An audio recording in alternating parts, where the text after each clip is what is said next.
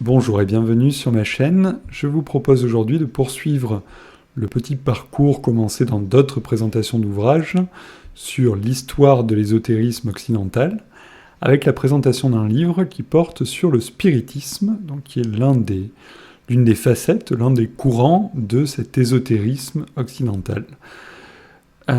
J'ai déjà eu l'occasion d'en parler en présentant mon ouvrage sur Jean Cocteau, puisque Jean Cocteau lui-même a pratiqué le spiritisme et qu'on trouve des traces de cette pratique et des influences de cette pratique dans son œuvre.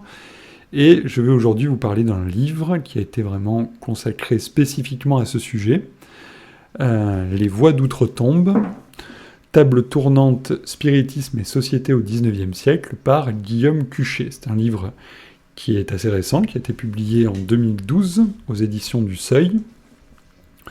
Et je vous propose de vous lire la 4e de couverture, le petit résumé proposé derrière le livre.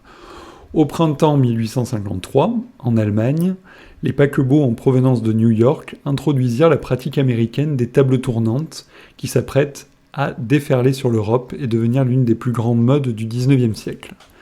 Pendant près d'un an, de Napoléon III à la reine Victoria, de Victor Hugo aux plus modestes bourgeois de province, toute l'Europe ou presque a fait tourner et parler les tables. Les contemporains, convaincus des progrès de la raison dans le siècle, ne se souvenaient pas d'avoir jamais assisté à pareille flambée de crédulité collective. Or, loin de s'essouffler, la pratique a duré et s'est enracinée, surtout en France où elle a donné naissance au spiritisme proprement dit, à la fois mouvement organisé et véritable phénomène de société. À ce titre, et parce que ces mystérieuses communications avec l'au-delà avaient partie liée avec la mort et la maladie, la religion et la spiritualité, la science et la politique, la famille et l'amour, le spiritisme est un remarquable révélateur des tendances profondes de l'époque. Saisi à l'apogée de sa ferveur, il éclaire la face nocturne d'une société qui, confrontée à des bouleversements considérables, tiraillée entre tradition et modernité, voit soudain, à sa grande stupeur, remonter ses hantises à travers ses fantômes. Guillaume Cuchet, normalien, membre de l'Institut universitaire de France, enseigne l'histoire contemporaine à l'Université Lille 3 et à l'Institut d'études politiques de Paris. Alors, comme j'ai déjà eu l'occasion de le dire, en particulier quand j'ai présenté le petit ouvrage « Petit que sais-je » d'Antoine Fèvre sur l'ésotérisme, l'ésotérisme n'est pas une religion à proprement parler, cela se présente plutôt comme une sorte de nébuleuse, avec différents courants, différentes pratiques, différentes formes de pensée, des degrés de théorisation plus ou moins élaborés, plus ou moins complexes, plus ou moins formalisés dans des ouvrages, et il y a toute une partie de l'ésotérisme qui échappe d'une certaine manière à une écriture de l'histoire simple et linéaire, puisqu'elle se déploie dans le temps de manière un peu chaotique et difficile à saisir. C'est le cas par exemple de la magie qui prend un essor particulier à la Renaissance et qui se déploie à travers les siècles suivants, dans des courants variés, qui connaît un essor fulgurant au XIXe siècle, avec des auteurs comme Eliphas Lévy ou Papus, mais qui échappe à une écriture de l'histoire simple et unifiée. Mais en revanche, il existe dans l'histoire de l'ésotérisme des courants beaucoup plus faciles à cerner, beaucoup plus clairement identifiables, avec une histoire qui apparaît plus nettement, des témoignages, des sources beaucoup plus palpables. Et le spiritisme en fait précisément partie, c'est-à-dire que c'est un phénomène dont on peut très facilement identifier la naissance, les mécanismes qui ont contribué à sa naissance, et dont on peut écrire une histoire assez précise. Et c'est justement à cet exercice que s'est livré Guillaume Cuchet. Alors Guillaume Cuchet est un historien histoire contemporaine. Il travaille essentiellement sur l'histoire religieuse contemporaine 19e et 20e siècle. Il a, si ma mémoire est bonne, il a fait sa thèse sur l'histoire du purgatoire, du dogme du purgatoire, et c'est par le biais de cette étude du purgatoire qu'il a été conduit à prendre conscience de l'immense essor du spiritisme au XIXe siècle, puisque le déploiement de la remise en avant du dogme du purgatoire par l'Église catholique a constitué précisément une réponse au succès du spiritisme. Et donc voilà, c'est par le biais de l'étude du purgatoire que Guillaume Cuchet a été amené à s'intéresser à cette question. Alors, je ne vais pas présenter la totalité de l'œuvre de Guillaume Cuchet. Il est l'auteur d'une œuvre déjà copieuse, déjà bien fournie, des articles absolument remarquables sur l'histoire religieuse du XIXe siècle, et quelques ouvrages qui ont déjà fait date. Donc vous avez son étude sur l'histoire du purgatoire, cette étude sur le spiritisme, et puis l'an dernier, en 2018, il a publié un livre, « Comment notre monde a cessé d'être chrétien », un livre qui s'est très bien vendu, qui a été beaucoup débattu et commenté, qui a donné lieu, vous trouverez sur YouTube des présentations et des rencontres autour de cet ouvrage, donc un ouvrage qui reprenait le dossier de l'effondrement de la pratique du catholicisme en France dans les années 60, et qui s'efforçait de mettre à jour la chronologie de cet effondrement et de proposer des explications, de renouveler les explications proposées à cet effondrement. C'est un ouvrage que très probablement je présenterai ici un jour, parce qu'il est lié de très près au thème, au sujet de mes recherches. Mais pour l'instant, nous allons nous en tenir au XIXe siècle et à la question du spiritisme. Et donc, c'est intéressant pour moi parce que moi qui ai plutôt tendance à me spécialiser dans l'étude de l'histoire des courants ésotériques, et à montrer l'influence de cette histoire sur la grande histoire et sur l'histoire religieuse plus classique, là, je vois sous la plume de Guillaume Cuchet le phénomène inverse, c'est-à-dire un historien du religieux au sens plus classique du terme, qui a pris conscience à travers ses études de l'influence, de l'importance de l'ésotérisme sur l'histoire religieuse au sens plus classique, et qui donc se penche sur ce thème-là, et dans l'introduction se justifie presque de s'autoriser à s'y pencher. Voilà ce qu'il dit, c'est intéressant. À la page 12, « Pendant longtemps, le spiritisme n'avait guère retenu l'attention des chercheurs, comme s'il flottait autour du sujet un léger relent d'infamie, aberration mentale pour les uns, superstition ou mauvaise plaisanterie pour les autres. On voyait mal comment élever à la dignité d'objet scientifique un tel phénomène, sauf à tomber dans une historiographie du bizarre ou de l'ésotérisme, académiquement périlleuse et d'un intérêt scientifique généralement limité. » Alors, pour ma part, je le rejoins totalement dans cette défense de l'intérêt des études sur les courants ésotériques, tout simplement parce que je suis convaincu, comme lui, que ces courants ésotériques ont une influence considérable dans l'histoire religieuse contemporaine, et pas seulement dans l'histoire religieuse, dans l'histoire tout court. Donc ils méritent non seulement d'être étudiés, mais pas seulement étudiés dans un coin comme si c'était une réalité à part et qu'il ne fallait surtout pas la considérer en même temps que les autres aspects de l'histoire qu'on a l'habitude de traiter habituellement, mais qu'il faut vraiment l'étudier en parallèle et en même temps que l'histoire culturelle, que l'histoire religieuse plus classique, que l'histoire politique, que l'histoire sociale, etc., etc. Et de ce point de vue-là, le livre de Guillaume Cuchet, que je présente là, « Les voix d'outre-tombe », est un ouvrage absolument virtuose, un modèle du genre, puisqu'il a réussi à faire se répondre et à faire dialoguer tous ces différents aspects, histoire religieuse, histoire des courants ésotériques, histoire sociologique, histoire sociale, histoire culturelle, etc. Donc c'est vraiment un ouvrage admirable de mon point de vue, virtuose à tout point de vue, et que je vous conseille vraiment vivement de vous procurer, de lire, et de songer aux conclusions qu'il propose, et dont je vais essayer de vous donner un petit aperçu dans cette présentation.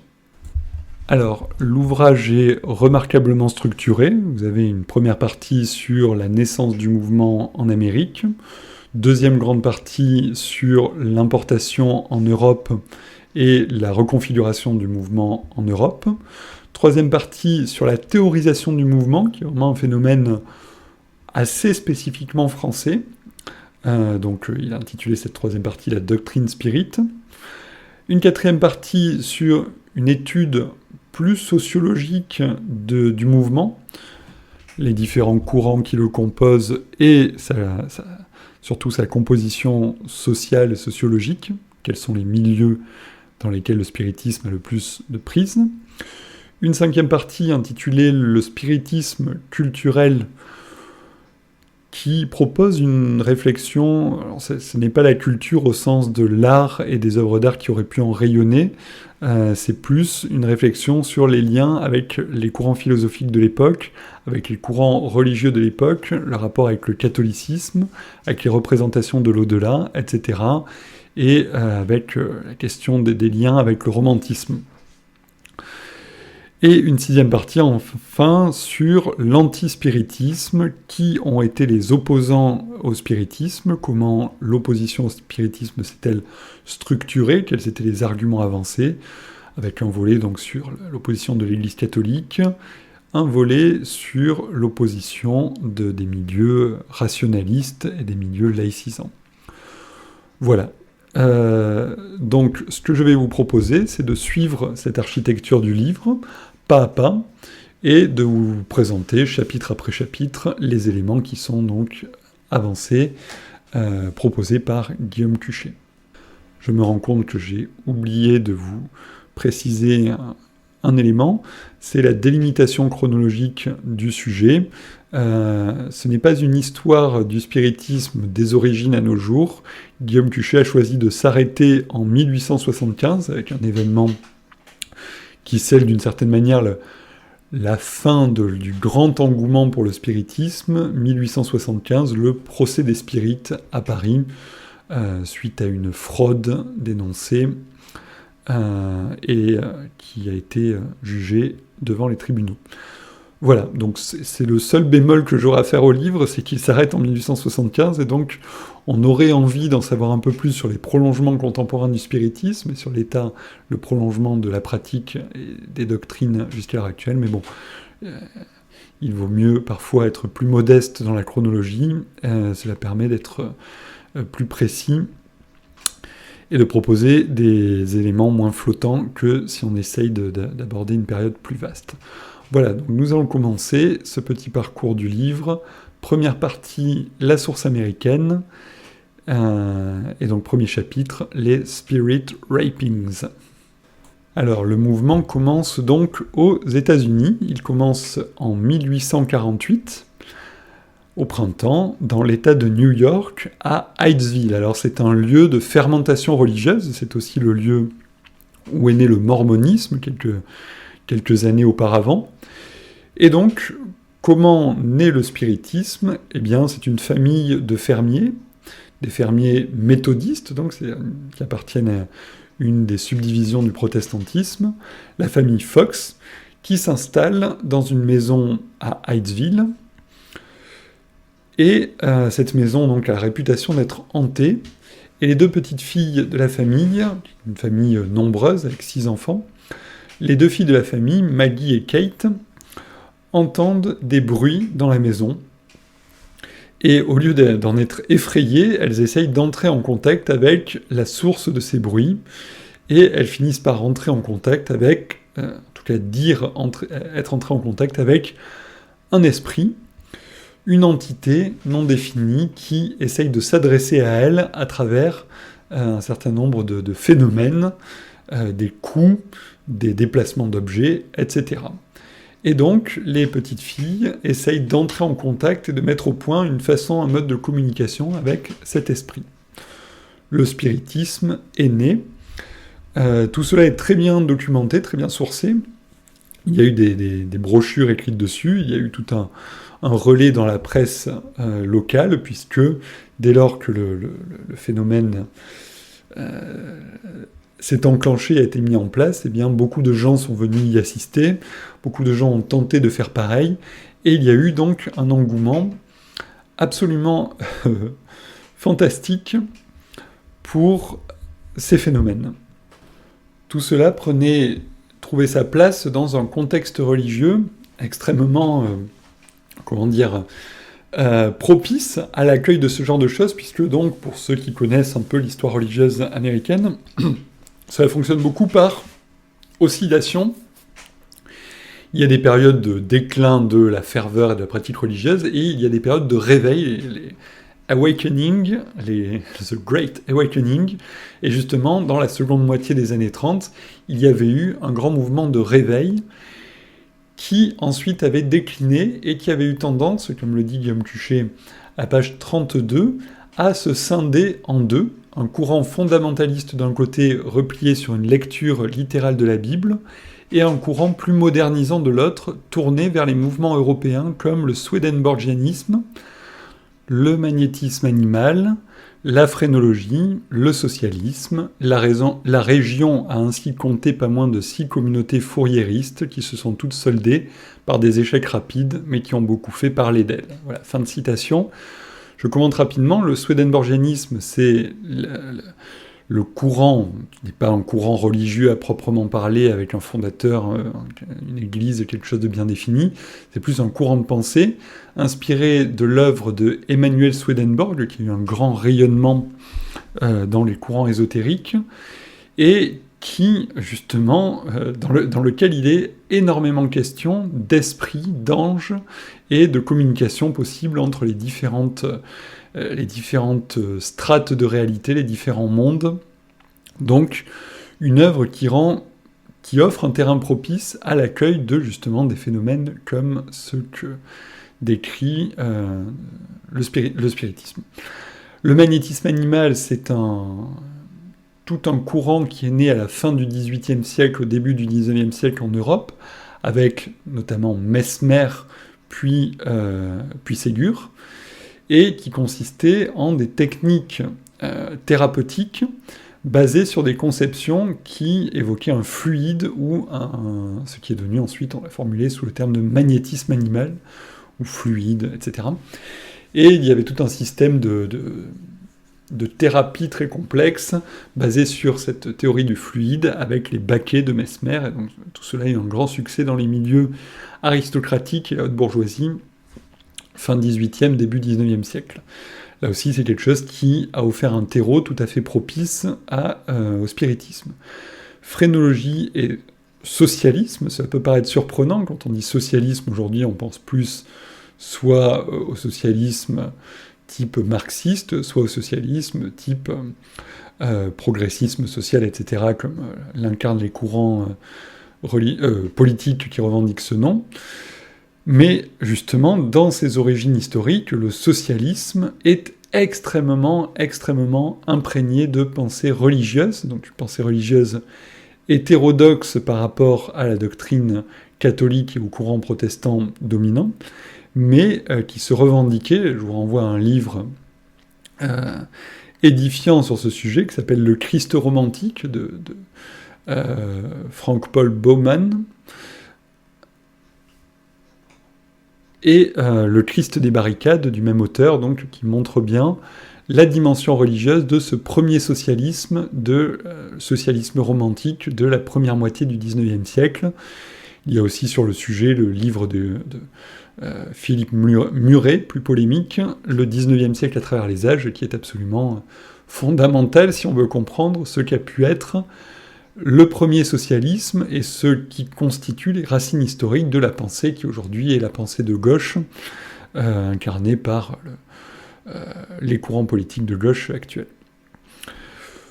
Voilà, donc cela pour dire que, quand il est question aussi des communautés fouriéristes, c'est le même courant de pensée, c'est pour dire qu'il y avait tout ce terreau très propice à l'éclosion de ce courant du spiritisme. Et il se trouvait justement que la sœur aînée des sœurs Fox, Léa Fox, était en contact avec les milieux swedenborgiens et les milieux socialistes, libéraux de l'État de New York. Deuxième chapitre, la naissance du moderne spiritualisme. Alors le mouvement est né dans l'État de New York, et en 1848 donc, et en l'espace de quelques mois et de quelques années, il se répand à une vitesse fulgurante dans d'autres États et dans une partie importante des États-Unis. Alors essentiellement dans le nord-est du pays et dans le Middle West. Les États du Sud, plus conservateurs religieusement, sont beaucoup moins touchés. Et donc, en 1852, le mouvement est à son plein essor. Il touche une quantité considérable de personnes, donc sur les 28 millions d'habitants des États-Unis à l'époque. Guillaume Cuchet fournit les chiffres suivants. 50 000 personnes constituent le noyau dur, et entre 1 et 2 millions de personnes sont des pratiquants ordinaires, c'est-à-dire sont des personnes qui vont essayer de rentrer en communication avec les esprits. Un journal, le Spiritual Telegraph, est fondé pour servir d'organe au mouvement, de canal de diffusion des communications et des nouvelles de ce qui se produit dans ce mouvement. Alors très rapidement, le constat est fait qu'un certain nombre de personnes, certaines personnes, permettent la démultiplication des effets des phénomènes d'une certaine manière.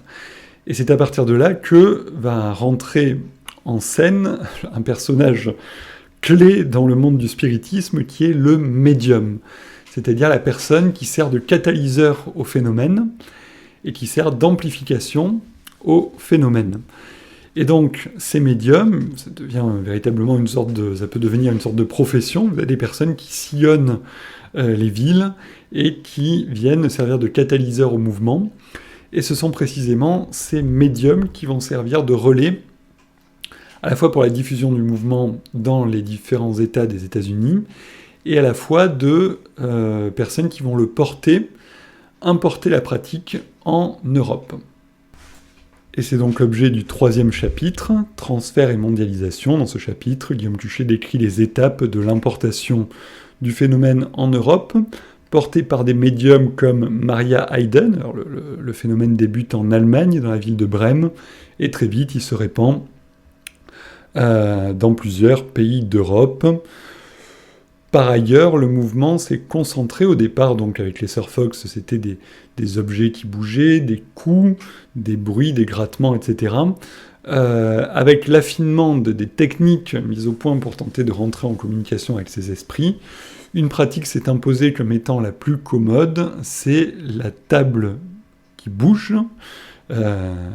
moving table, knocking table, la table qui donne des coups, etc. Donc la pratique s'est concentrée sur ce type-là, cette méthode-là de contact avec donc les esprits, et ça a donné l'une des sous-dénominations du mouvement du spiritisme, donc la pratique des tables tournantes.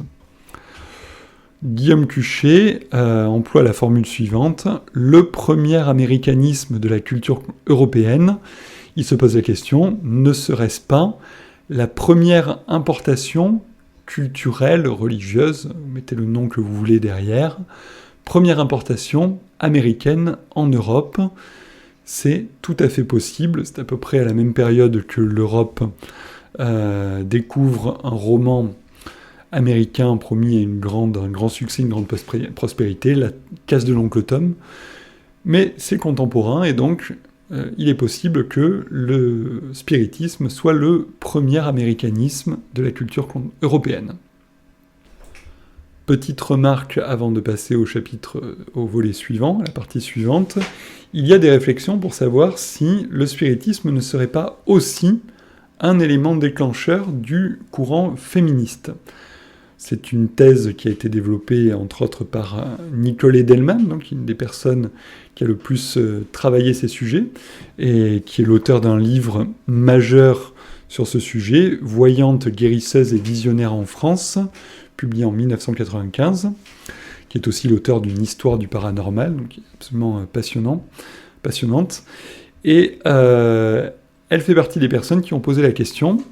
Elle vient des études sur l'histoire des femmes et sur l'histoire du genre, et elle a posé la question de savoir si le spiritisme n'aurait pas été un élément déclencheur dans le déploiement du courant féministe, tout simplement parce qu'il a donné à un nombre assez considérable de femmes l'occasion d'une expression libre en public, puisqu'une bonne partie des médiums étaient précisément des femmes. Vous avez les Sir Fox, mais si vous avez entendu le nom que j'ai donné pour l'importation du spiritisme en France, Maria Hayden, c'était là aussi une femme. Et donc, effectivement, il est tout à fait possible et plausible que le spiritisme ait joué un rôle donc, dans le déploiement futur du féminisme et des revendications féministes. Deuxième partie de l'ouvrage, la danse des tables. Alors, dans cette partie, Guillaume Tuchet va décrire le déploiement du phénomène en Europe. Il insiste sur le fait que c'est un phénomène de grande ampleur, et particulièrement sur une séquence assez courte, mais très intense, de mai 1853 à mars 1854, donc sur à peu près un an, un peu moins d'un an. Le phénomène s'arrête au début de la guerre de Crimée, mais avant ce début de la guerre de Crimée, c'est véritablement un phénomène massif qui concerne un grand nombre de personnes et qui a un rayonnement assez considérable, assez important. Alors, chapitre 4, 3 grandes étapes. Je passe rapidement dessus. La technique d'entrer en contact avec les esprits évolue. Elle commence des tables tournantes, où la table donc tourne et bouge, à la table parlante, où l'on essaye, à partir d'un système de code, de coups, etc., d'obtenir des communications des esprits. Et ensuite, l'adoption un peu plus massive de la pratique du médium, donc qui, par différents moyens, va servir d'intermédiaire pour parvenir à obtenir donc les communications recherchées avec ces esprits. Chapitre 5, la querelle des tables. Dans ce chapitre, Guillaume Cuchet résume et catégorise les différents systèmes d'explication qui ont été proposés au phénomène. Alors vous avez deux questions différentes, la question de la réalité des faits, qu'on n'a jamais réussi à reproduire expérimentalement, mais qui par ailleurs ont pour eux un nombre considérable de témoins et de personnes qui les pratiquent. Donc du coup, cela fait des nœuds au cerveau des personnes qui se basent sur la méthode expérimentale. Et par ailleurs, donc, une fois que ces faits sont admis, à condition qu'ils soient admis, il y a les causes et les explications que l'on peut y proposer. Donc Guillaume Cuchet identifie 4 grands axes. Vous avez les explications mécaniques, les fraudes, c'est-à-dire ce sont des personnes qui simulent des interventions extérieures par des esprits, mais qui par des jeux de tours de passe-passe arrivent à provoquer de manière invisible, comme des magiciens, les phénomènes. Et autre explication mécanique, l'action involontaire, c'est-à-dire ce sont des mouvements musculaires invisibles des personnes qui participent à la séance, qui produisent les mouvements, et donc on prend à tort pour des esprits. Autre explication psychologique, c'est-à-dire les conditions dans lesquelles ont lieu les séances produisent un espèce d'état d'hypnose collectif.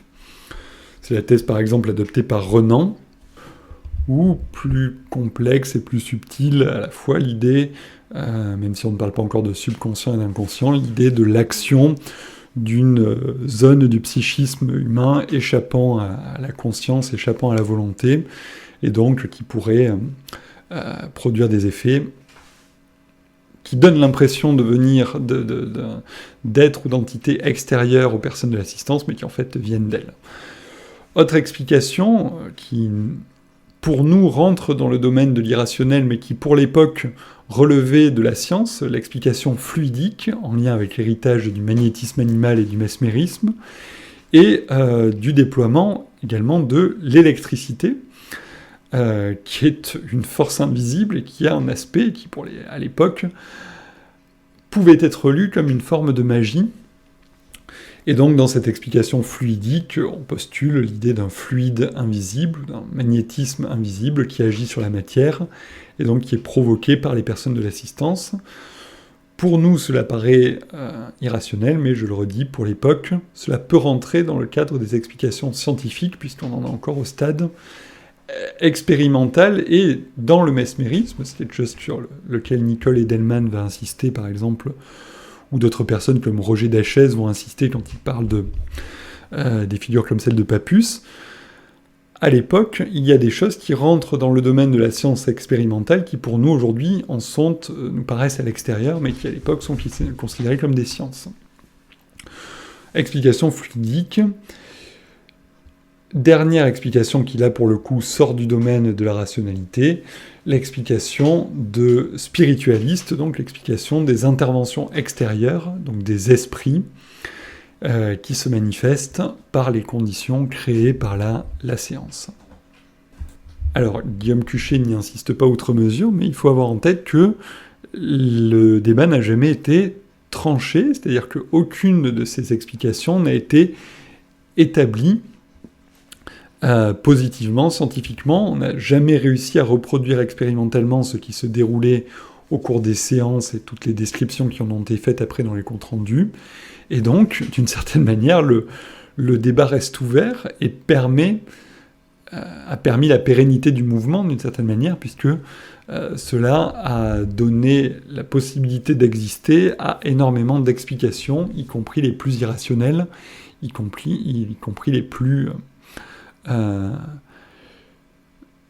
pseudo-scientifiques, j'ai envie de dire. Mais vous allez voir quand je parlerai d'Alan Kardec un peu plus loin, comment les esprits de l'époque, c'était un contexte bien particulier, des esprits de l'époque pouvaient à la fois proposer des explications très solides, avec une logique interne très forte, et à la fois les faire reposer sur des grands bonds dans l'irrationnel. Vous verrez un exemple plus loin avec Alan Kardec.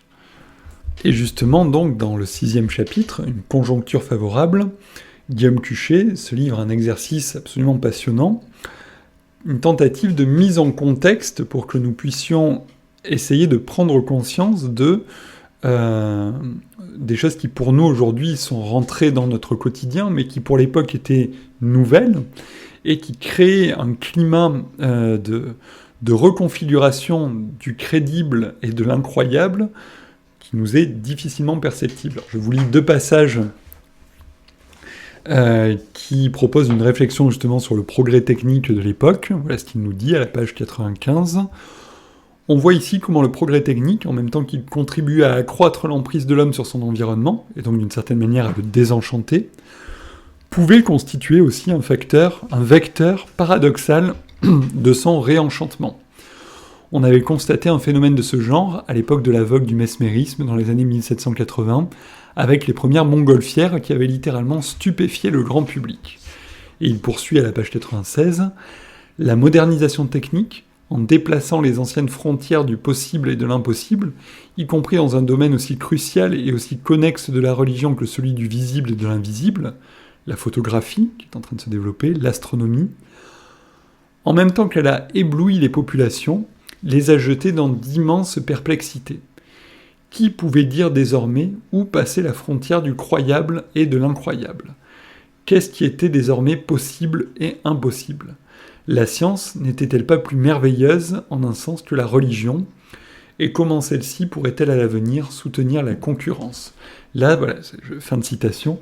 Pour moi, une réflexion absolument passionnante sur le décalage des frontières du croyable et de l'incroyable avec l'électricité, avec les rayons X, avec justement, il parlait des montgolfières quelques décennies avant, le fait de pouvoir voler.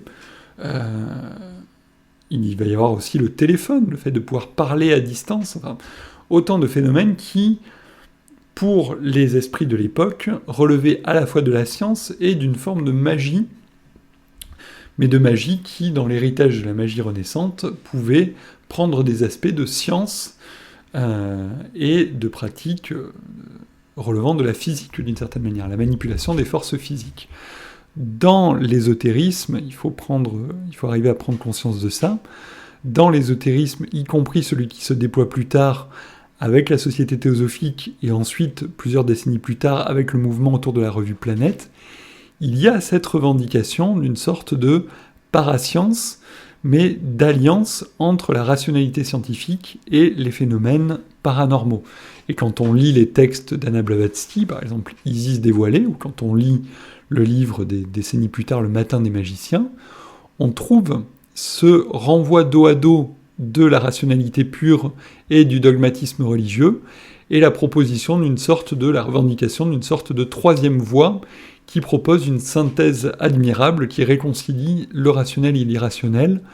Le sous-titre du livre Le Matin des magiciens, dans les années 60, de Bergier et Powells, et Introduction au réalisme fantastique. Vous voyez cette jonction de 2 mots qui peuvent paraître antagonistes, mais qui, dans l'esprit des auteurs du livre, correspond à une volonté de vouloir allier rationnel et irrationnel. Et donc, cette réflexion de Guillaume Cuchet permet de prendre conscience du fait que la science peut jouer dans les 2 camps d'une certaine manière, c'est-à-dire à la fois jugulée par l'exigence de preuve et l'exigence d'une certaine démarche de vérification, et ce qu'on appelle la possibilité de falsification. Donc juguler l'irrationnel et le paranormal, mais par ailleurs, sous un autre aspect, par les progrès qu'elle introduit et par le déplacement des frontières du croyable et de l'incroyable, peut ouvrir la voie à une crédulité qui n'aurait pas pu exister avant, d'une certaine manière. Voilà.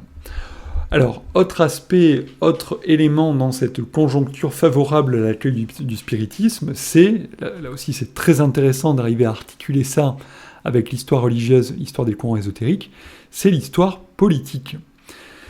Vous avez, donc le 19e siècle est un siècle de bouleversements politiques qui n'en finissent pas, des révolutions, des contre-révolutions, des coups d'État, etc.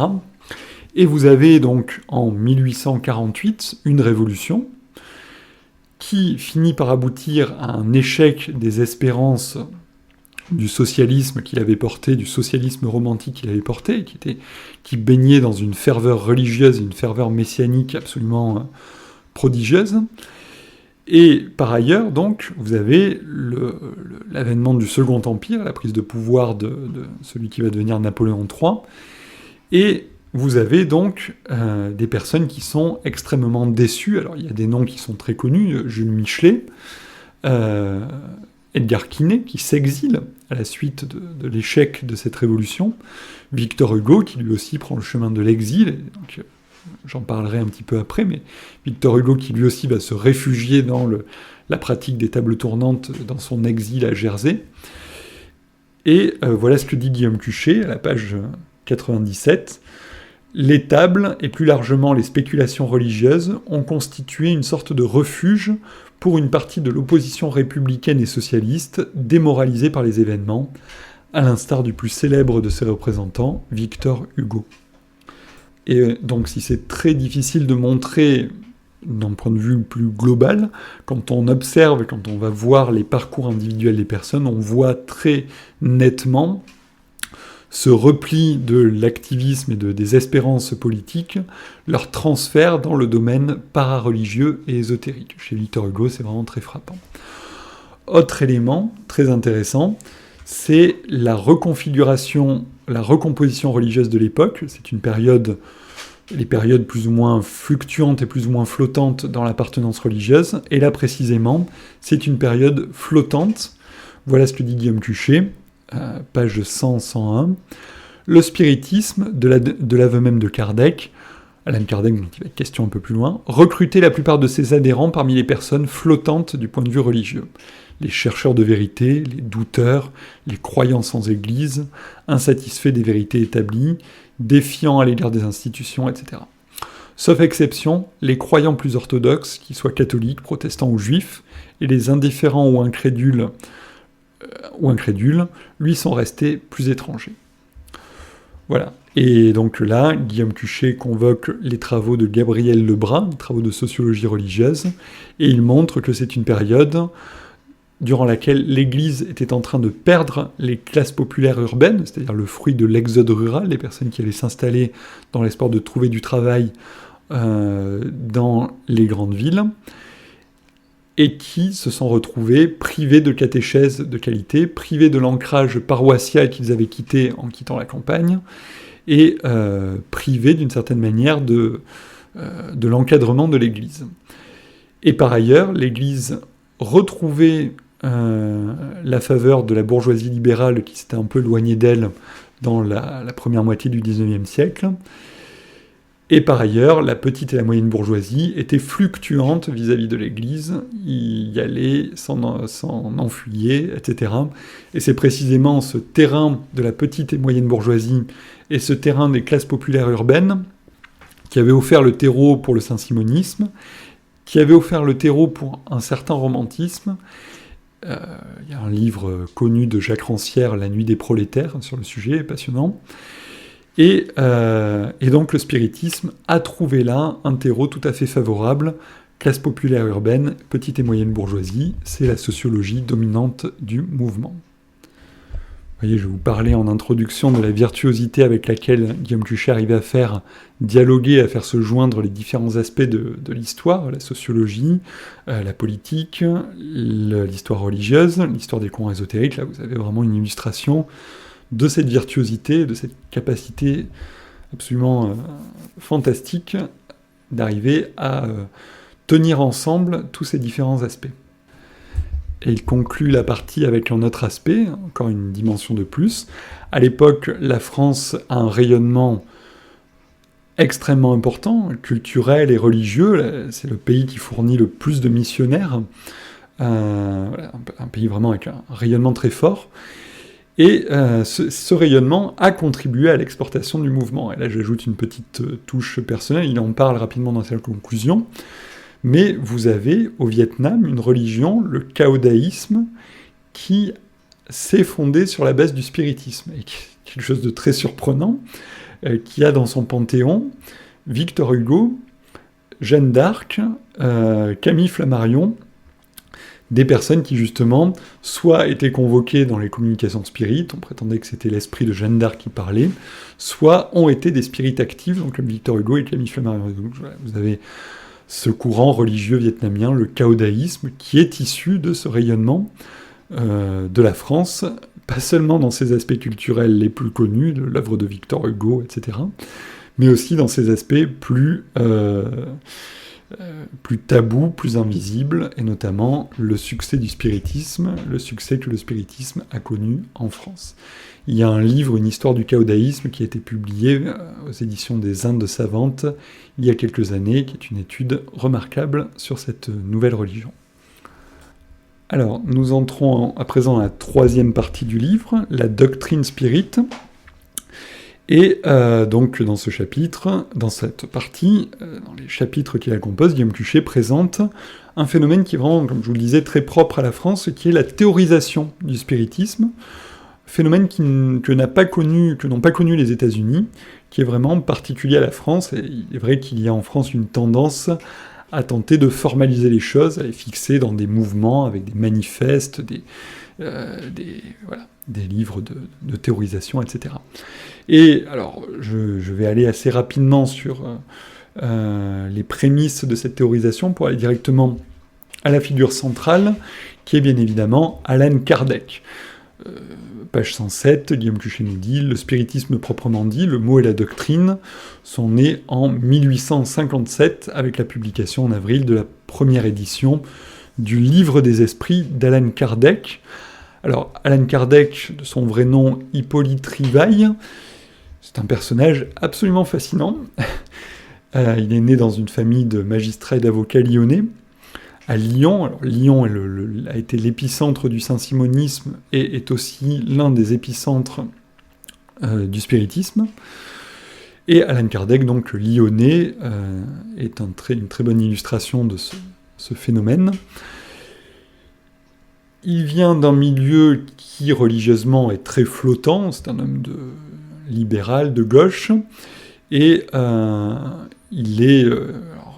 Guillaume Tuchet en fait l'héritier de la pensée de Rousseau dans la profession de foi du vicaire savoyard, c'est-à-dire un héritage chrétien, mais en rupture et en rejet de l'institution et des églises chrétiennes, que ce soit l'église catholique dominante ou les communautés protestantes.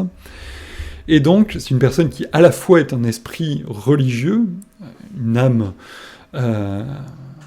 des tonalités mystiques très marquées, et à la fois dans le refus d'appartenance religieuse à une religion établie. Et par ailleurs, c'est un esprit très rationnel et très méthodique. Il est instituteur. Il a publié dans une première vie, d'une certaine manière, sous le nom d'Hippolyte Rivail, un nombre assez important de manuels scolaires et de manuels de pédagogie. Et sous le nom de Allan Kardec, il a donc une deuxième carrière, qui est celle du prophète et du formalisateur du spiritisme.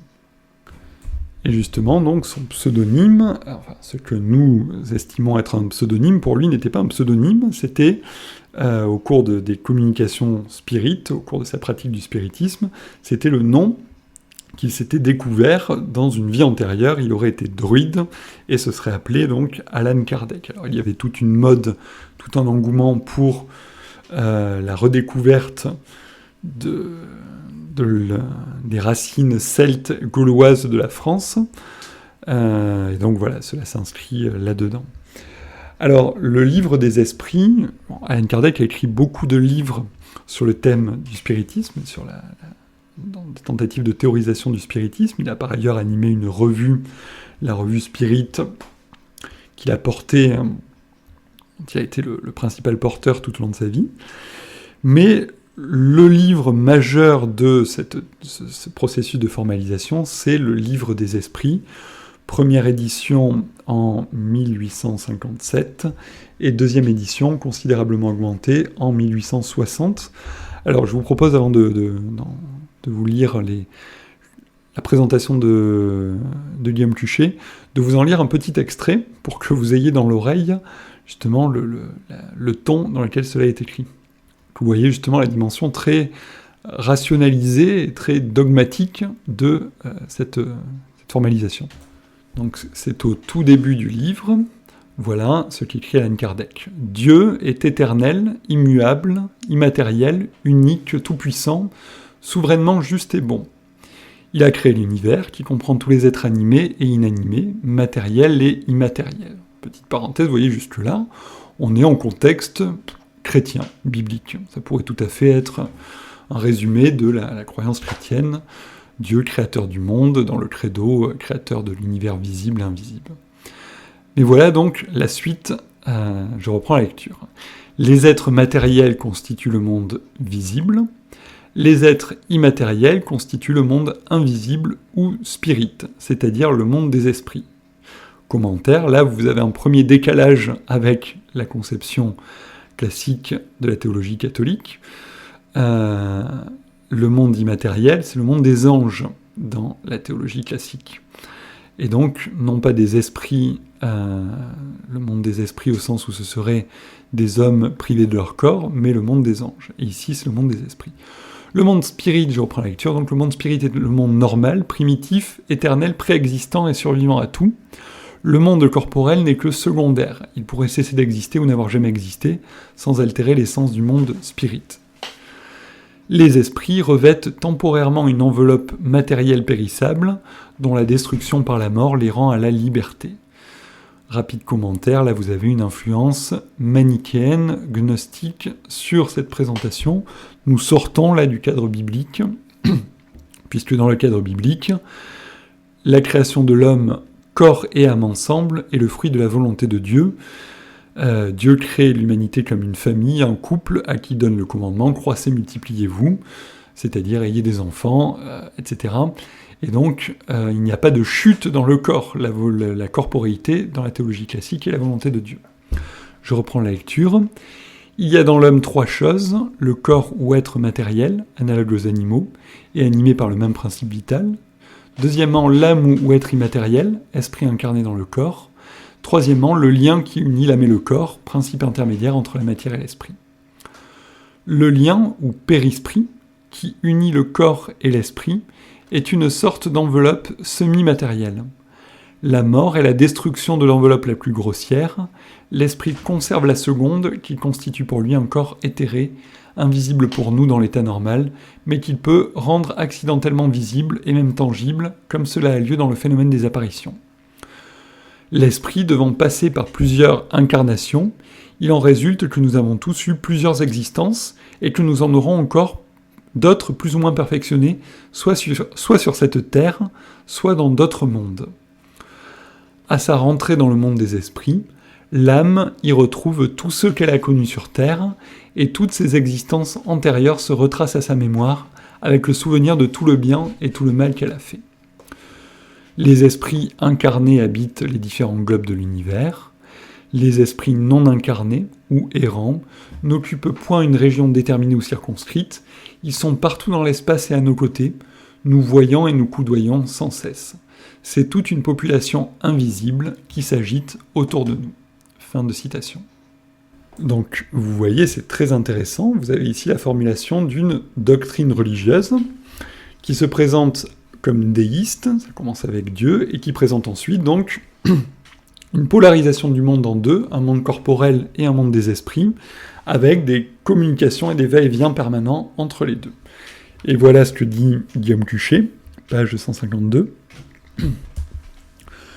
Le spiritisme se présentait comme une révélation, qui venait après celle de Moïse, censé avoir introduit le thème du Dieu unique, créateur, souverain, maître, auteur du Décalogue, et après celle de Jésus-Christ, liée au thème de la vie future, du Dieu d'amour, de l'adoration en esprit et en vérité.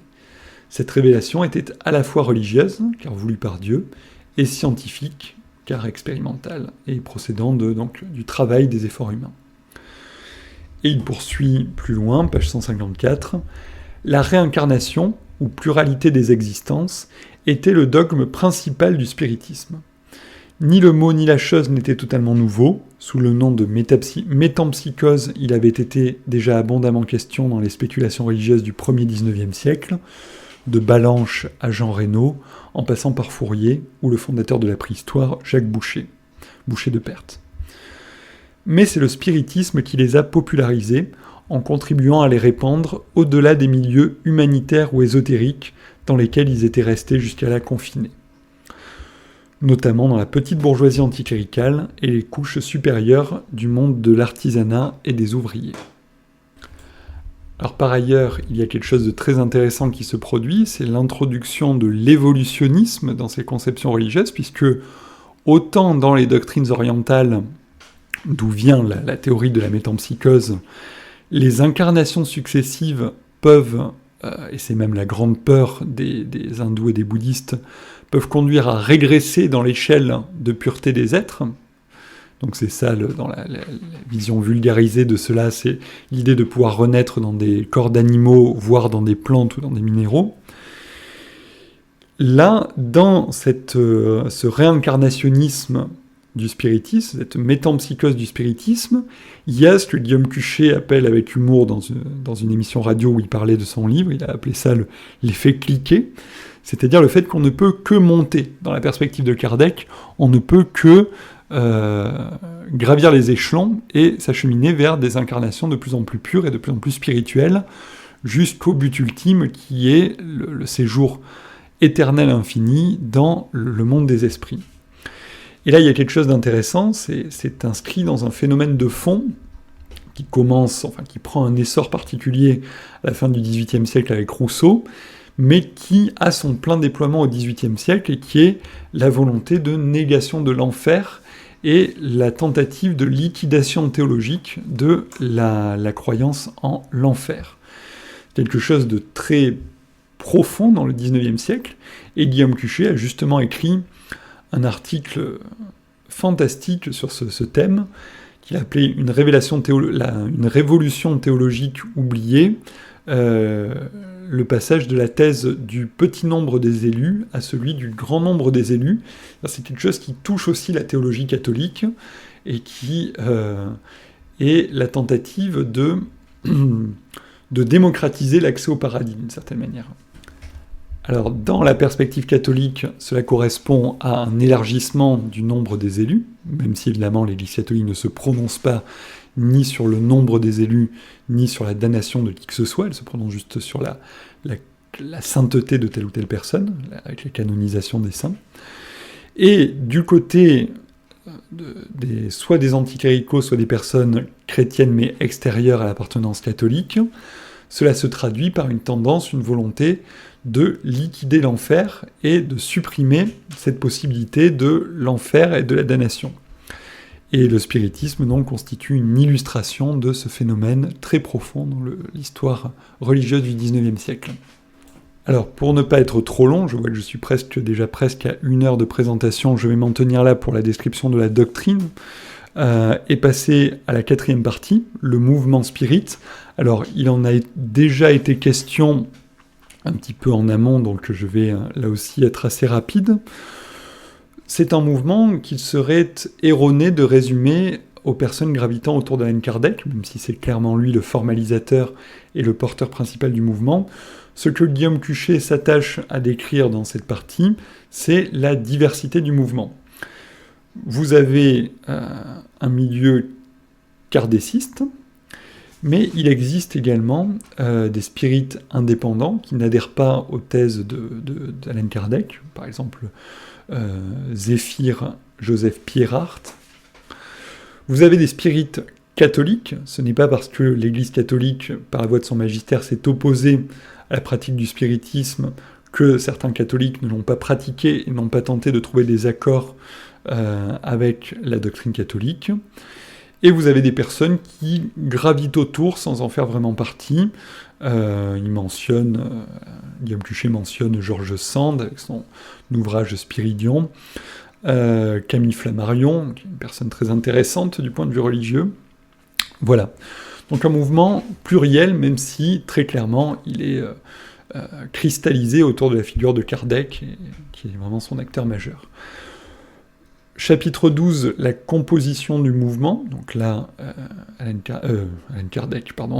Guillaume Cuchet ne fait pas qu'essayer d'ailleurs, décrit la sociologie du mouvement, sa composition. Alors là aussi, j'en ai déjà parlé un petit peu en amont. Ce qui est intéressant de voir, c'est ce qu'il met en avant et qui est très très intéressant, c'est que c'est un mouvement qui fonctionne à la fois comme zone de sortie d'une appartenance religieuse concrète et réelle, des personnes qui étaient catholiques et qui, par le biais du spiritisme, quittent le catholicisme, des personnes qui étaient protestantes avec un protestantisme ancré dans une appartenance au luthérianisme ou à tel ou tel courant protestant bien défini et qui, par la voie du spiritisme, quittent leur appartenance religieuse. Mais à l'inverse, cela peut fonctionner, alors peut-être plus rarement, mais fonctionner comme une sorte de sas d'entrée. C'est-à-dire que pour des personnes qui n'avaient pas reçu d'éducation religieuse, qui avaient grandi dans les générations... c'est la génération de Michelet, si vous voulez, des personnes qui n'ont pas eu d'éducation religieuse, qui grandissent dans une sorte de flottement religieux, et qui, par l'intermédiaire du spiritisme et la théorisation qu'en propose Kardec, mettent un pied dans une pratique religieuse un peu plus incarnée, un peu plus structurée, et ça peut servir de porte d'entrée vers une religion plus traditionnelle, et notamment le catholicisme. Évidemment, c'est beaucoup plus rare que le phénomène de sortie. Alors, Guillaume Cuchet évoque également les liens du spiritisme avec la franc-maçonnerie, sur lesquels je ne vais pas m'étendre, mais qui constitue aussi une dimension du mouvement. D'une manière générale, la franc-maçonnerie, qui en France est complexe, il y a le Grand Orient qui est la tendance la plus sécularisante en surface de la franc-maçonnerie, et la Grande Loge nationale de France qui est la tendance plus spiritualiste, mais c'est toute une constellation, et vous retrouvez toujours en périphérie des mouvements ésotériques la franc-maçonnerie en amont ou en aval. C'est quelque chose de très constant dans l'histoire des courants ésotériques, et voilà. Sur les origines sociales du mouvement, il en a déjà été question plus tôt également, donc, et surtout les milieux ouvriers urbains et la petite et moyenne bourgeoisie. Alors, ce qui est intéressant de voir, c'est, qui est peut-être pas très glorieux pour l'histoire de l'enseignement en France, mais les spirites étaient extrêmement nombreux dans les rangs des instituteurs. Et là aussi, Kardec est une très bonne illustration de ce phénomène. Le milieu de l'éducation nationale, qui est en train de se constituer, nous sommes à la période de la démocratisation de l'accès à l'école, eh bien, le milieu de l'enseignement de l'éducation nationale naissant est très marqué par ces doctrines religieuses, parareligieuses et ésotériques. Voilà ce que dit Guillaume Cuchet. Les spirites se sont retrouvés nombreux dans les rangs de la Ligue française de l'enseignement de Jean Massé, fondée en 1866. Ces souscriptions étaient publiées dans la presse spirite, et les responsables de la Ligue à Paris, Emmanuel Vaucher, Gabriel Delanne, Pierre-Gaëtan Lesmarie, Camille Flammarion, etc., étaient pratiquement tous des spirites notoires. Page 235. C'est intéressant d'avoir cela en tête. Alors il y a une sociologie du spiritisme, il y a également une géographie du spiritisme, c'est intéressant, je ne vais pas m'étendre là-dessus, mais il y a donc des villes qui sont beaucoup plus marquées que d'autres. Lyon est vraiment l'épicentre, mais une ville comme Bordeaux est elle aussi très active dans le domaine du spiritisme. Voilà, bon, je m'en tiens là, je suis déjà à 1 heure de présentation, je passe à la 5e partie. Le spiritisme culturel, avec un premier chapitre intitulé « Les nouveaux philosophes ». Et donc dans ce chapitre, Guillaume Cuchet s'emploie à montrer que les personnes émergents du courant du spiritisme, y adhérents et émergents, et qui vont constituer des figures d'une certaine tenue intellectuelle, avec une œuvre, des livres, etc., sont dans le prolongement de la pensée 48arde. Donc, les noms les plus connus de cette pensée sont Michelet, Quinet, Renan, etc. Mais donc vous avez aussi tout un terreau d'intellectuels moins connus, et le spiritisme a conduit à alimenter cette production philosophique influencée par la pensée de Fourier et d'une personne moins connue qui s'appelle Jean Reynaud, mais donc sur lequel Guillaume Cuchet a également écrit un article très complet, figure moins connue mais importante dans cette vie philosophico-spirituelle du XIXe siècle.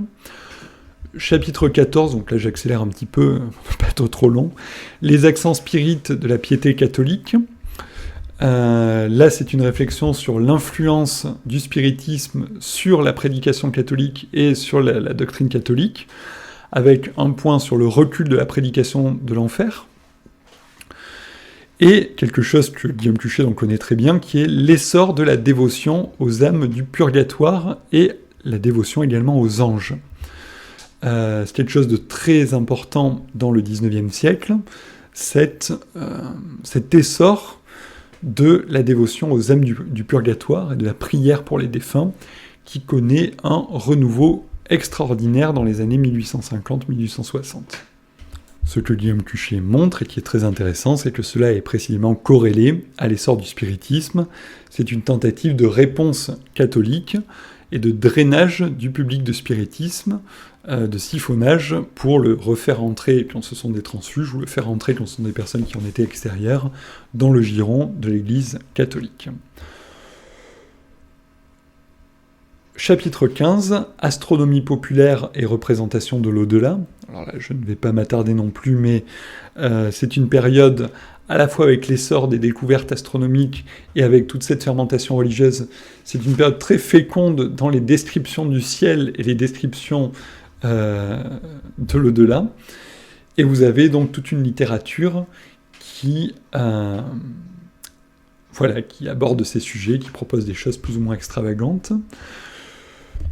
Et de nouveau, il faut bien mesurer l'importance des découvertes scientifiques de l'époque dans ce phénomène de reconfiguration. Voilà ce qu'écrit par exemple Guillaume Cuchet à la page 309. La Terre pouvait-elle continuer à être le centre moral et religieux de l'univers comme le voulait le christianisme, alors même qu'elle avait cessé d'en être le centre physique ? Comment maintenir dans l'hypothèse d'une infinité de mondes habités, a fortiori par des créatures intelligentes, les privilèges spéciaux et exclusifs reconnus à l'humanité par le christianisme ? Ne fallait-il pas élargir les perspectives et à tout le moins relativiser l'unicité de l'économie chrétienne du salut ? Vous voyez, ce qui est intéressant là-dedans, c'est que il y a une interaction entre les découvertes religieuses, scientifiques et les croyances religieuses, et un certain nombre de personnes, au vu de ces découvertes, considèrent que la foi de laquelle ils viennent, dans laquelle ils sont déjà plus ou moins éloignés, n'est plus crédible, et donc vont chercher des alternatives dans des systèmes comme le spiritisme, ou plus tard la société théosophique, qui semble proposer des alliances plus efficaces, plus crédibles entre la science et la croyance et l'appartenance religieuse. Chapitre 16, spiritisme et deuil romantique. Alors là aussi, quand je vous disais que Guillaume Cuchet possède une virtuosité particulière, qu'il arrive à articuler différentes disciplines et différents modes de pensée, ici c'est le volet le plus psychologique de son étude, et il combine un constat sociologique et une réflexion plus psychologique. C'est une période de transition, cette deuxième moitié du XIXe siècle, dans laquelle à la fois les familles continuent d'avoir autant d'enfants qu'auparavant, mais la mortalité infantile recule considérablement. Et donc, de plus en plus, la perte d'un enfant en bas âge est considéré comme quelque chose de scandaleux. Là où auparavant cela paraissait totalement normal, où les enfants, les parents sur une dizaine d'enfants pouvaient en perdre 3, 4, 5, le deuil n'était pas forcément facile, mais il était fait. Dans la deuxième moitié du XIXe siècle, cela est beaucoup plus compliqué, puisqu'il semble de plus en plus scandaleux que des enfants puissent mourir en bas âge. Et donc, c'est la petite touche psychologique, d'une certaine manière, les personnes ont beaucoup plus de fantômes dans leur vie, c'est-à-dire de morts dont ils n'ont pas fait le deuil et de morts dont ils ont du mal à se détacher. Et là aussi, le cas de Victor Hugo est tout à fait exemplaire à ce sujet, puisque lui, son entrée dans la pratique du spiritisme vient de sa volonté de pouvoir parler avec sa fille morte, pour laquelle il a construit une dévotion tout à fait incroyable. Et donc tout cela s'inscrit, comme le montre Guillaume Tuchet, dans une mutation du rapport aux morts, avec quelque chose de paradoxal, c'est-à-dire que là nous avons toute une catégorie de la population qui essaye de rentrer en contact avec les morts et qui essaye de retrouver ses défunts. Alors que dans l'ancien temps, et d'ailleurs justement le phénomène n'a pas du tout pris dans les campagnes à cause de ça, puisqu'il y avait une inertie et une temporalité encore plus ancienne que ce que connaissaient les personnes qui vivaient en ville, jamais auparavant on n'aurait eu idée de chercher à faire revenir les morts ou à rentrer en communication avec eux, tout simplement parce que les morts qui pouvaient se manifester, les revenants qui pouvaient se manifester, faisaient peur. C'était des personnes qui avaient raté une étape. Voilà ce que dit Guillaume Tuchet. Les revenants traditionnels étaient des morts qui avaient raté un rite de passage, comme le baptême, le mariage ou les derniers sacrements, ou la sépulture chrétienne, et qui représentaient un risque de souillure pour la communauté, comme les enfants morts sans baptême ou les suicidés. Voilà, fin de citation. Jamais on n'aurait eu idée de chercher à les faire revenir, ils faisaient peur. Et là, nous avons donc un renversement de ce rapport aux morts, et une tentative de rentrer en contact avec eux. Et voilà ce que dit Guillaume Tuchet, page 338. Notre hypothèse est que la naissance du spiritisme est l'une des expressions de l'évolution contemporaine des formes du deuil, notamment de l'avènement de ce que l'on a appelé, d'une formule floue mais commode, le deuil romantique ou deuil victorien. Voilà. Je passe à présent à la dernière partie du livre, l'antispiritisme, 6e partie, avec le chapitre 17, l'Église catholique face au spiritisme. Alors c'est un chapitre très intéressant, mais je vais passer rapidement parce que la présentation est déjà très longue. Pour dire les choses rapidement, dans un premier temps, l'Église catholique, le magistère catholique s'est montré prudent, ne voulait pas réagir trop tôt, et par ailleurs une partie des catholiques ont pratiqué le spiritisme. Il y avait un aspect positif du point de vue catholique, c'est-à-dire que face à la critique aux contestations matérialistes, laïcisantes, qui provenaient des milieux justement matérialistes et les plus rationalistes, eh bien c'était justement la confusion du rationalisme. On disait, regardez, vous pensiez que l'essor de la science conduirait à la preuve qu'il n'y a pas d'immortalité de l'âme, qu'il n'y a pas de vie après la mort, etc. Et là, vous avez toute une partie de la population qui ne vient pas des rangs catholiques, qui prétend avoir une démarche presque scientifique, et qui vous prouve que, justement, il y a une vie après la mort. Donc, réaction prudente, dans le sens où on ne savait pas si cela pouvait être intégré, être lu à la lumière de la foi catholique, ou si cela serait une menace. Et comme les communications qui sont sorties des tables, qui en général, comme le dit d'ailleurs Guillaume Tuchet, correspondent très exactement à la sociologie des milieux qui parlent, c'est là où il y a quelque chose qui rend peu crédible l'intervention d'éléments extérieurs, c'est-à-dire que quand on regarde ce que racontent les tables et ce que racontent les communications, chaque fois cela correspond à la sociologie des personnes qui participent à la séance. Donc si ce sont des socialistes, vous avez des communications socialistes, si ce sont des protestants, vous avez des messages protestants, si ce sont des personnes passionnées par la littérature, vous avez des communications des grands auteurs du passé, etc. etc. Donc quand ce sont des catholiques, vous avez des communications qui correspondent à l'orthodoxie théologique catholique. Donc, réaction de l'épiscopat, dans un premier temps prudence, comme cela avait été pour le magnétisme, c'est-à-dire que le magnétisme avait fait l'objet d'une mise en garde d'une encyclique contre les abus du magnétisme, pas de condamnation ultime et définitive. Pour le spiritisme, prudence dans un premier temps, et dans un second temps, donc, vous avez, à la suite d'une enquête d'un prêtre français, le père Veracruz, rendu en mars 1863, vous avez un décret anti-spirit. Je ne trouve plus la date. Il est publié en 1864. La congrégation du Saint-Office prend plusieurs décisions, mise à l'index de la revue Spirit et de la plupart des livres d'Allan Kardec, une lettre à l'archevêque de Paris pour appeler à la vigilance, et une enquête sur la diffusion à l'étranger. Et à partir de là, donc, vous avez une diffusion dans l'épiscopat par le biais d'un certain nombre d'évêques plus volontaristes et plus actifs sur le sujet, une diffusion de consignes visant à interdire aux catholiques de pratiquer le spiritisme et à les mettre en garde contre les lectures et contre les personnes qui pratiquent le spiritisme. Voilà. Alors, par ailleurs, l'Église est attaquée sur d'autres fronts, et notamment il y a en 1863 la vie de Jésus de Renan qui est publiée en 1864, donc voilà, d'après Guillaume Cuchet, cela contribue à détourner quelque peu l'attention de l'Église catholique de ce sujet qui devient périphérique par rapport aux contestations qui viennent de Renan et d'autres personnes. Autre volet dans cette opposition au spiritisme, l'antispiritisme laïque, donc c'est le chapitre 18 du livre. Alors, je vais passer très rapidement dessus. Ce qui est intéressant ici, c'est de la manière que Guillaume Cuchet a de montrer la complexité de la configuration. C'est-à-dire qu'il ne faudrait pas croire que vous avez d'un côté l'Église catholique, de l'autre côté le rationalisme, et une lutte qui serait de l'ordre de croyance contre savoir scientifique. C'est beaucoup plus complexe.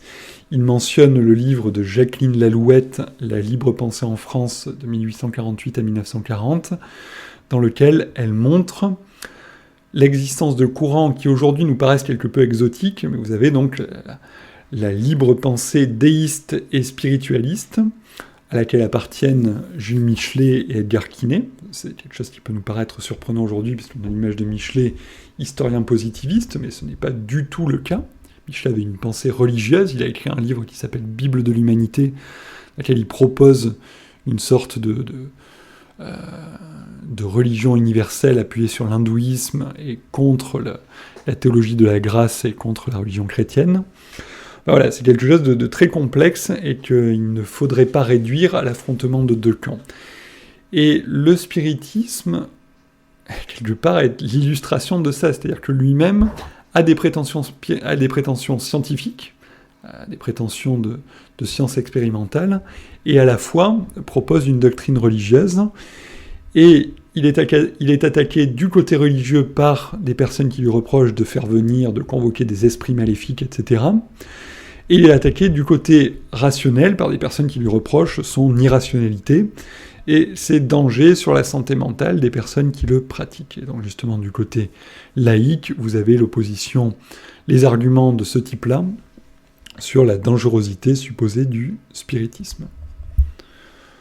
Et ce qui est surprenant, intéressant là-dedans, c'est que, du coup, les anticléricaux les plus radicaux et les catholiques les plus fervents peuvent se retrouver soudés dans un combat commun, contre le spiritisme, cela a été le cas par moments, soudés dans un combat commun parce que finalement c'est plus confortable qu'il n'y ait pas trop de groupes religieux, c'est plus confortable pour les anticléricaux les plus radicaux d'avoir face à eux une structure aussi bien identifiée et clairement identifiable que l'Église catholique.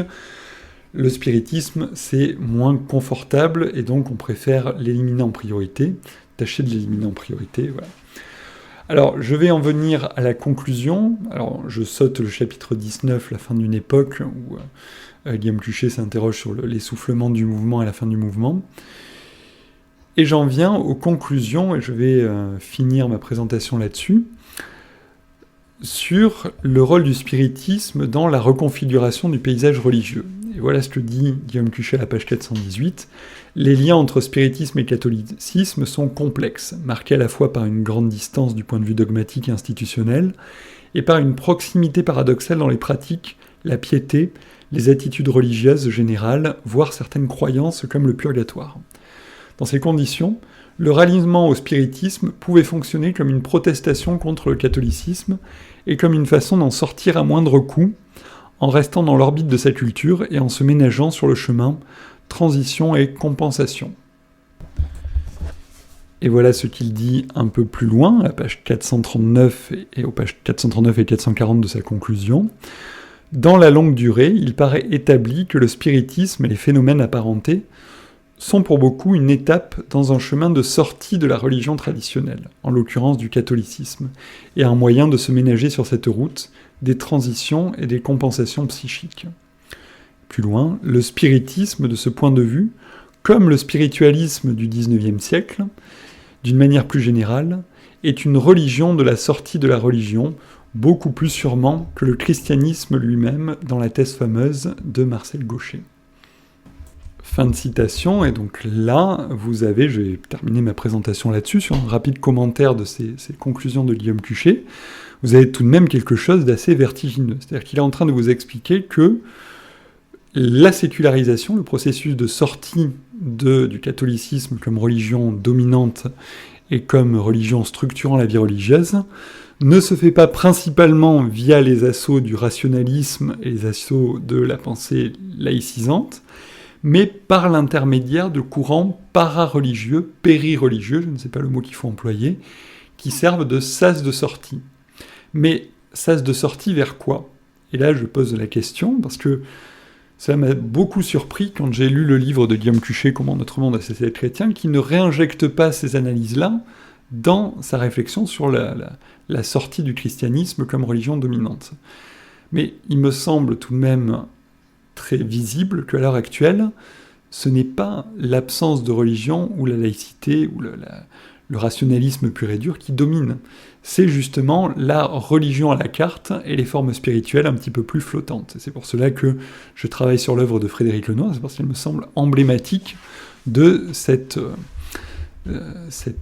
religion a-religieuse de notre époque, et qui a des fortes notes, des fortes tonalités chrétiennes, tout en constituant d'une certaine manière un rejet du christianisme.